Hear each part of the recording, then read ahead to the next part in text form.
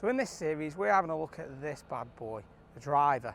Now, I get people struggling with loads of different things with driver, whether it's going to be slicing, hooking, contact point on the face, impact location, all of these things we're going to look at. It's going to improve your accuracy, your distance, get you launching the ball higher, driving it further, playing in different wind conditions and at different locations. All of these things are going to be covered in this series, and all of them are going to help you overcome all the eventualities you can find yourself encountering on the golf course, and it will make a huge difference to your enjoyment of the game and bring your score down.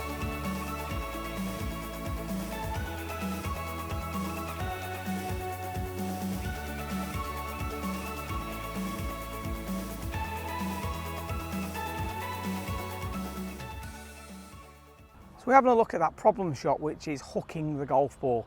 Now, what is it that makes you hook the golf ball? We've got two areas that are the problems. We've either got it that the club face is coming through too closed this way, so the ball starts left and is way too far left relative to your path, ball starts left and hooks off, or you're trapped in here underneath, getting too far into out, which therefore creates sort of extra curvature.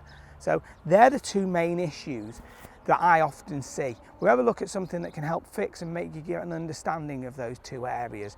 The first one, which is the face angle, we want that to think about how that's going to match with where your right palm is positioned. So if your right palm is down and turning, and you're turning it over, that's closing the club face.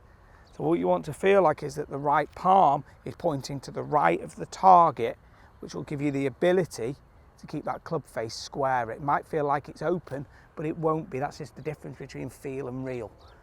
The other thing that we're going to then look at now is what is happening with that path. If you get that path too far from the inside, so you're trapped in here, a great way to feel that is, you obviously want to get those arms more out in front of you this way, but the way to do that is going to be that the shoulder, the left shoulder in particular, clears from the chin. So as we create space here, as that's separated, those arms have gone forwards. If I don't get space, I get trapped underneath it this way, so this gets me stuck. So this is how we're going to get those arms in front, which will get my path more neutral. Those two things are going to be really key. What else you want to do is, if you're understanding this with the driver, if you struggle with the face angle starting left, pull the ball back a little bit, okay? That will then give you the ability to hit the ball earlier in the circle, and the club face won't have had the chance to close as much.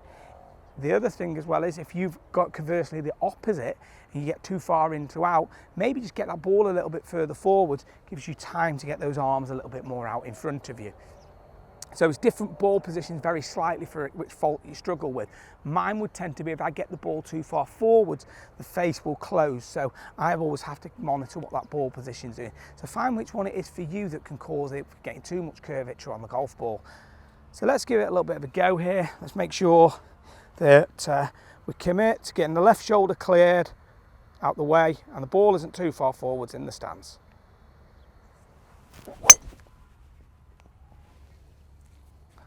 So that was hit really, really nicely down that fairway. This is going to be the ability to help you control that curvature on the golf ball, making sure you're not seeing it turn too far in the air, and this will increase your control of the ball around the course and get you finding more fairways.